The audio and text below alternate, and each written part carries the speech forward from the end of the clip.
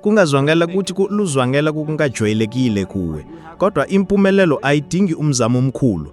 Yebo, kulungile. Ayidingi ukuzichuba kanzima. Idinga isinqumo esiqondile. Iningi labantu lisebenzisa impilo yabo yonke bezabalaza ukuzanga ukuphumelela, kanti empilweni konke ababekudinga kwakukusebenza benenhloso ejaqile. Wake wazizwa ubambekile yini noma ngabe uzamile konke? Wake wazizwa ukhathazekile insuku zonke kodwa ungamiki indawo? Lokho akusiyona inhlanhla, kukuprograma kwenqondo. Ngiyakwazi lokho ngoba nami ngake ngakudlula. Wake wacabanga ukuthi usuku lwakho lukala kanjani? Kungahle kubonakala njengento ebalulekile, kodwa imizuzu emabalo yokuqala ngemva kokuvuka iyakwazi ukwakha inkhambo yonke yokuphila kwakho. Futhi lokho akukhulunywa ingweqalela. Ngakufunda lokhu kuthisha wami omkhulu, u-L. Nightingale. Wayevama ukungitshela ukuthi, Bob, imizuzu emihlanu noma eyishumi yokusuku cishe iyobeka ithonya lokuthi lonke usuku luzohamba kanjani. Ngakuzwa lokhuthi futhi ngifanele ngivume. Ekuqaleni ngenzanga ukunaka kakhulu, kodwa ekusinye isikhathi ngabe ngabona ukuthi wayiqinisa kokuphelela. Iningi labantu uvuka ngezweli itsasulayo la alarm, lithatha ifoni labo ngokusheshsha, lingene ezinkundleni ezokuthuthoma, ezimilayezo, ezinkinga zemsebenzi nezindaba ezimbibi. Konke nokho kwenzeka emizuzweni yokuqala nje ekseni. Lokho kufaka ingqondo esimo sokukhathazeka, ukuphangisa nokuntula. Ungaboni ukuthi usuku lwakho lonke usulikhala ngokuphendula izinto, hayi kugada. Uvuka usithembeni, uphila sengathi kufanele ucime umlalo nsuku zonke. Kodwa kwenzekani uma ungakugugula lokho?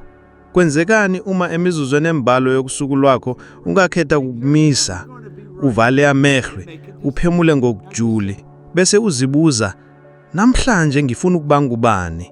Ngifuna ukuzizwa kanjani? Ngifuna ukwakha ini? Yilapha emngima ukala khona. Yilokho engiqale ukukwenza. Futhi ngiyakwazi ukukuthena, impilo yami ayizange phinde ibe njalo futhi. Phambi kokuthi ngenze noma into, phambi kokuthola ama-emails, indaba nezibopilo, ngiyama, ngivala amehlo, ngenza umbono, ngizibeka efrequency lokhu yemfuna, hayi lokuthi kufanele ngibhekene nayo. Ngoba konke emhlabeni usebenza nge-vibration. Ukudonsa kuwe kuletha lokho okulingana nesimo sakho sangaphakathi. Futhi uma uqala usuku lwakho uzizwa uphokhelele, ukhathazekile, ugima, ucabanga ukuthi usuku luzokubuyisa yini? Kanye lokhu kufakile. Yingakho lo mkhotho omnani wakusasa unamandla kangaka, ngoba uhlanganisa wena namandla akho yangaphakathi. Lo mkhondo ubeka wena endimeni yokuba umdali, hayi isisulu. Futhi lalela kahle. Akidingi ngisho imizuzu emihlanu. Imizuzu emihlanu kuphela.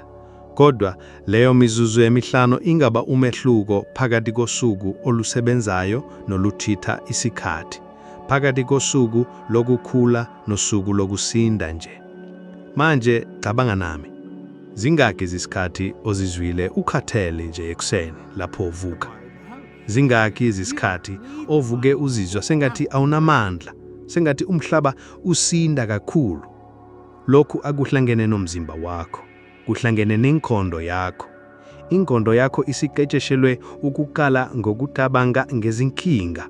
Futhi noma yini oyigxilile iyakhula. Kunemvumelwano ethile lapho. Mhlawumbe awuzange uyibone, kodwa cabanga nje.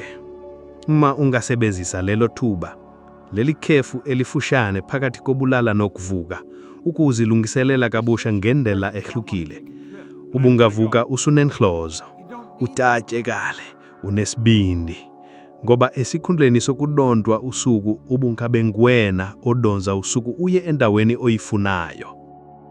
Ngikhumbula isikhathi lapho ngiphekene nezinkukhu ezinkulu empilweni yami.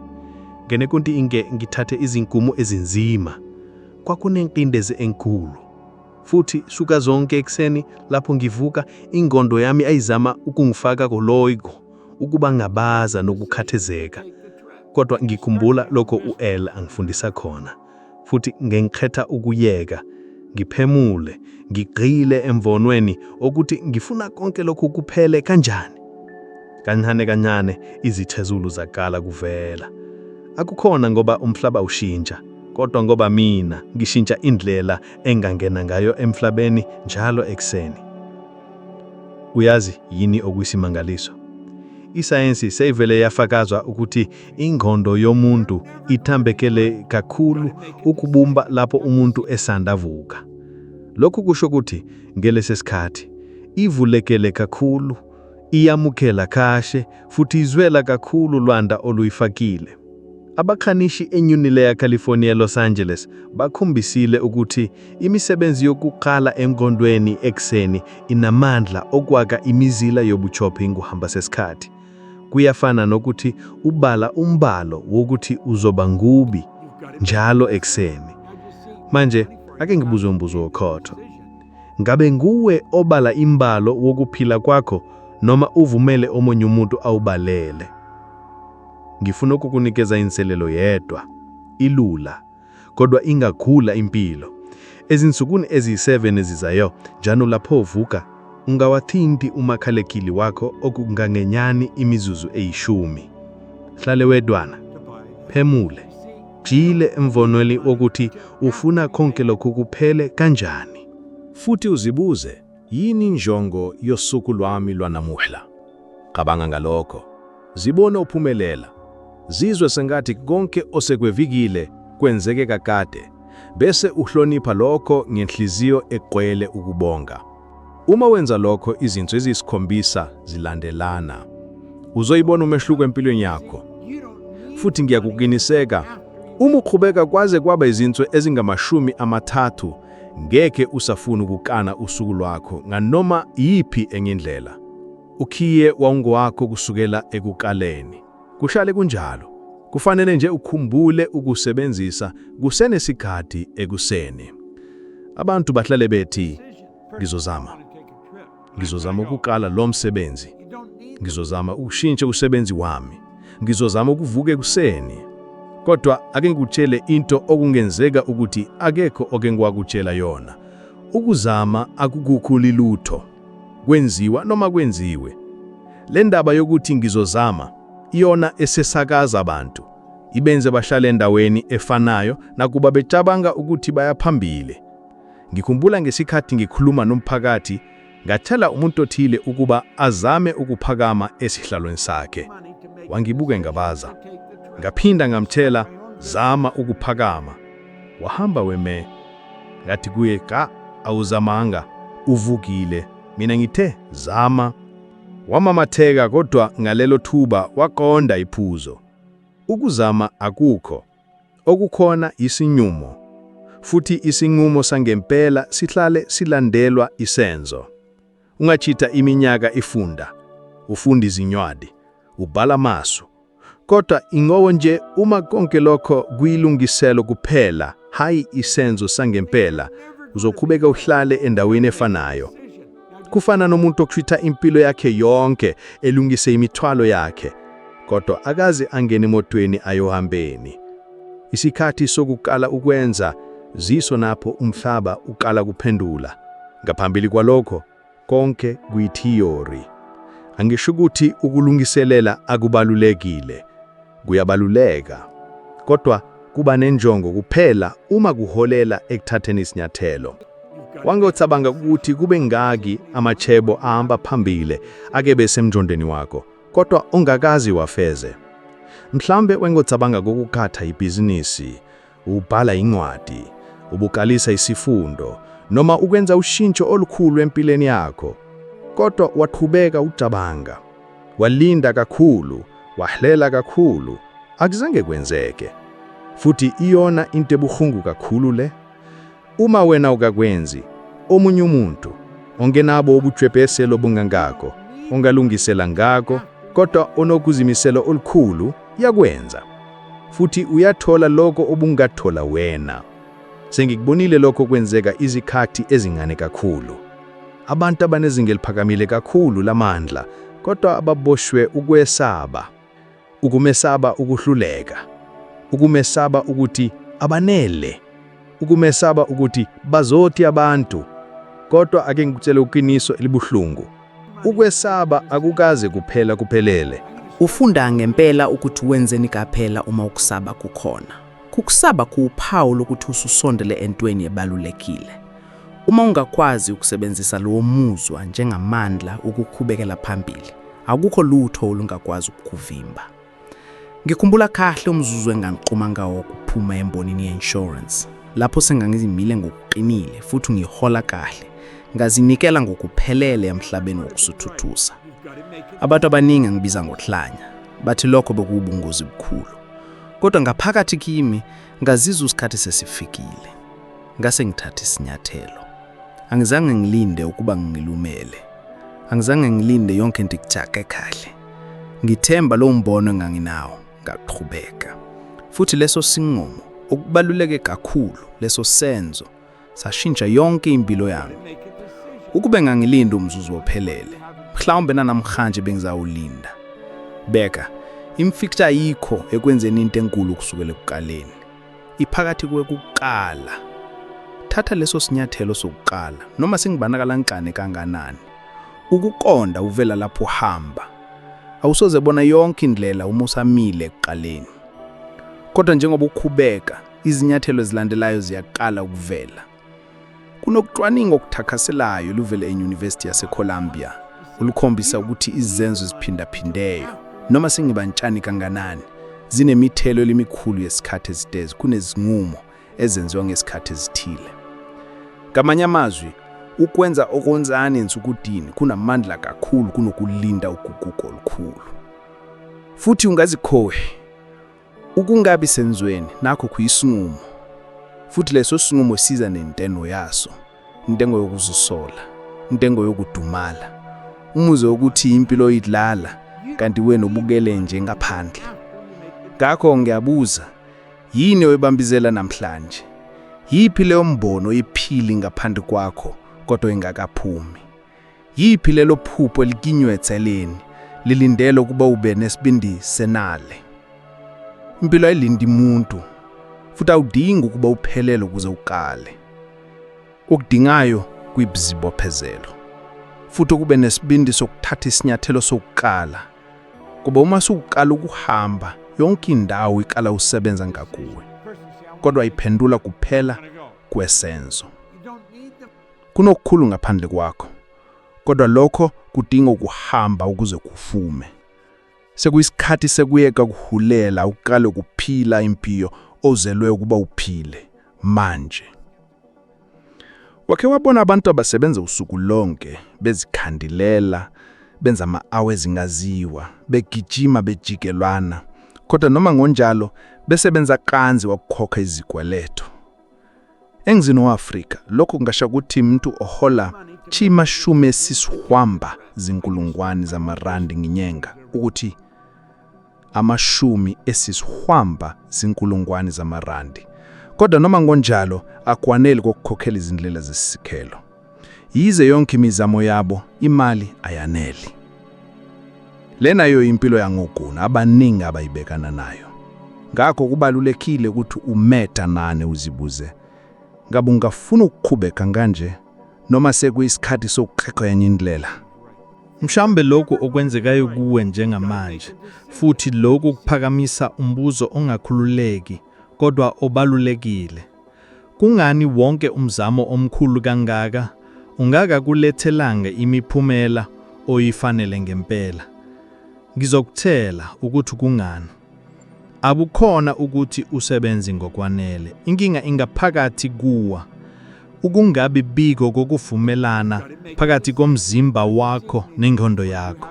Umzimba wakho uyasebenza, kodwa ingqondo yakho ibambekile emcabangweni wokuntula.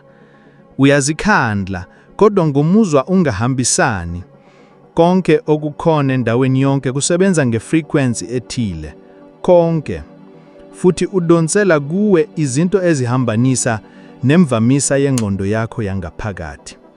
Uma imicabango yakho icile ezikweletini zokuphila, ukesaba kulalekela umsebenzi noma ukungabi nesiqiniseko ngekusasa, yilezo zinto ezizohlala ziphindaphindeke kuphilini kwakho.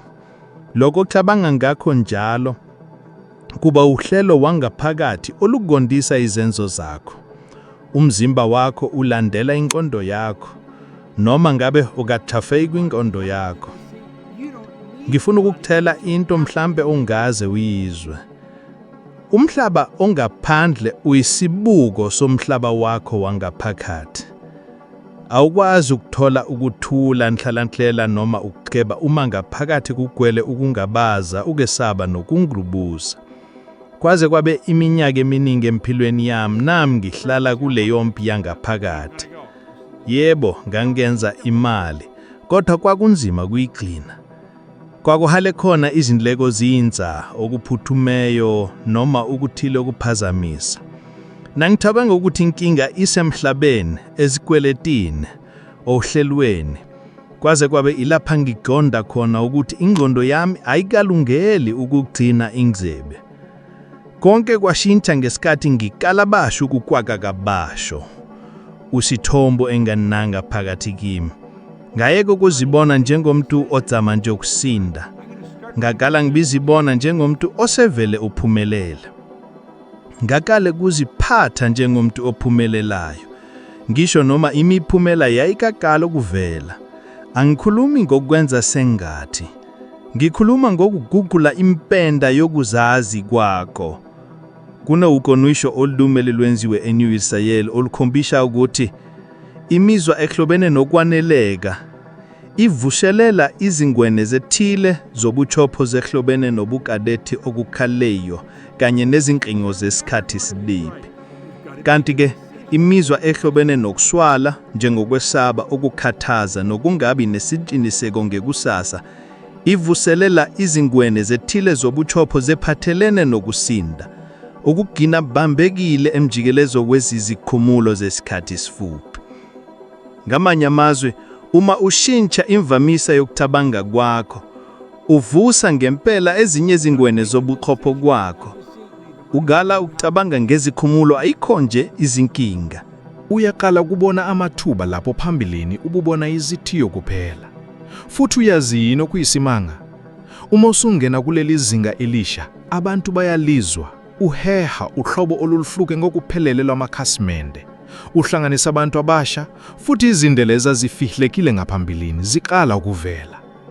Konke kuqala ukugeleza ngendlela engachazeki, sengathi kuyamangasa. Kodwa kuthatha leso sinqimo kudinge isibindi. Abantu abaningi banamathela emchabangweni wokushoda sengathi kububuwe nabo bangempela. Bathi, ngiyanjalo. Emndenini wami bekulokhu kunzima. Bafundiswe kusinda, hayi kujuma.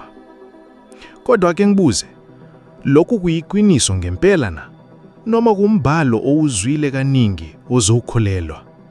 Awudingeki ukuphinda umlando womndeni wakho. Awudingeki ukuphila impilo yokusinda nsuku nensuku. Ungakwazi ukushintsha ifrequency yakho. Futhi uma lokho kwenzeka, konke okuzongeleya kukhala ukuhlela kabusha ngendlela intsha. Ngikhumbula usifazane wayehambela omne ukutshetshisho kwethu. Wayewonesi, esebenza ama-shift amathathu ngosuku, tiniwe njalo futhi ebhanjwe isikwelete. Wathi uzizwa ngengathi valelwe. Kodwa ngesikhathi okonda ukuthi ingqondo indawo yokukhala kufanele kushintshwa kuyo, izinto zakhala ukuguquka. Waqala ukusebenzisa iziqiniseko, ukukhadela, futhi okubalulekile kakhulu, wakhala kuyenza njengolowo muntu wayefuna kuba yikho, hayi lowo wachabaka ukuthi uyena. Kungaphela izinyanga, wakhushulelwa esikhundune. Wavula ibhizinisi elintane lengeziwe, futhi ukukhala eminyakeni eminingi wakwazi ukuwonga imali. Lokho kusona isiyaluyaluya, lokhu kusayense physics, lokhu kusayense yobuchopho, lokhu kukhalaphisa. Uma ufuna ukuguqula okwenzeka ngaphandle, fanele ukhala ukuguqula okwenzeka ngaphakathi. Futhi lokhu kukhala manje, ngosithimo lodwa, ngokuthi bophezela ebuhlosheni bwethandla, ngokukhetha ukuphila usuka ngaphakathi uyeka phandle, ngoba umzimba wakho uzolandela ingqondo yakho, futhi impilo yakho izoya lapho ukholo lwakho kulikholela ukuthi kungenzeka. Konke okuzungeleya manje kwayimibono nje ngaphambili. Ifone ephathele uyibhanje esandleni, iskrin obheka kuso, isikho beyihlele kuso. Konke kwakhala ngengandweni yomuntu othile. Kodwa ngansi indaba, imibono yodwa ayinandlela. Okulethe ushintsho empilweni yakho, indlela usebenzisa ngayo leyo mibono. Kanti mhlambe usuke ukazwi lokhu. Mhlambe ukewa nomibono oshaya indlizwa yakho kazigrama ngamandla. Umqondo owawubonakala ukhanya ekuqaleni, mhlawumbe kwakuhlelo olusha lezomnotho, ushintsho olukhulu empilweni noma into eyavela maphakathi kuwe eyayizwakala njengento eyayizosebenza. Kodwa isikhathi sahamba, awuzange ubhale phansi, awuzange wenze lutho, futhi lo mbono wafa. Wafa ngendlela efanayo naleyo abafayo abayizigidi usuku nosuku ngenxa yokungasebenzi. Kuyadabukisa ukubona amandla amakhulu elahleka ngenxa yokwesaba okubamba abantu. Kodwa okudabukisana kakhulu ukuthi umuntu uyazi ukuthi kunento enkulu ngaphakathi kwakhe, kodwa uyayiphika ngenxa yokwesaba. Ukwesaba ukusilela. Ukwesaba ukuthi awanele. Ukwesaba ukubukeka uyahlekwa. Sewuyeke amathuba amaningi ngakangani adlule ngoba ubezitshela ukuthi isikhathi esifanele asikafiki. Iqiniso ukuthi leso sikhathi asisoze safika sinebhodi elikhanyayo. Sivela sifihlekile ngaphansi kokungabaza izinselele nokungaqinisikile. Kodwa uma usuthi yebo futhi wenze isinyathelo, lapho ke kuphela siyavela njengenhlanhla enkulu. Eminyaka edlulile ngabona abantu abanemibono ehlakaniphile behlala bekhungathekile ngenxa yokufuna ukufeza konke kahle. Okwakuyindlela nje yokwesaba egqoke ingubo yobuhle. Babefuna ukuqiniseka ukuthi konke kuzohamba kahle ngaphambi kokuqala. Kodwa lokho akwenzeki. Into osebenza ngayo iyajaka kuphela uma usuqale, hayi ngaphambi kwalokho. Ngisakhumbula kahle lelo thuba lapho kungena umqondo wokwakha iplatform ethumela iziqeshana zevideo nsukunzeni zekukhula komuntu kushito. Ukusiza abantu baqale usuku ngengqondo efanele. Kwakumbono oluyile, kodwa wanamandla kakhulu. Futhi ngangikwazi. Kodwa abantu abambalwa abangizungelayo bathi mhlawumbe ngeke kusebenze.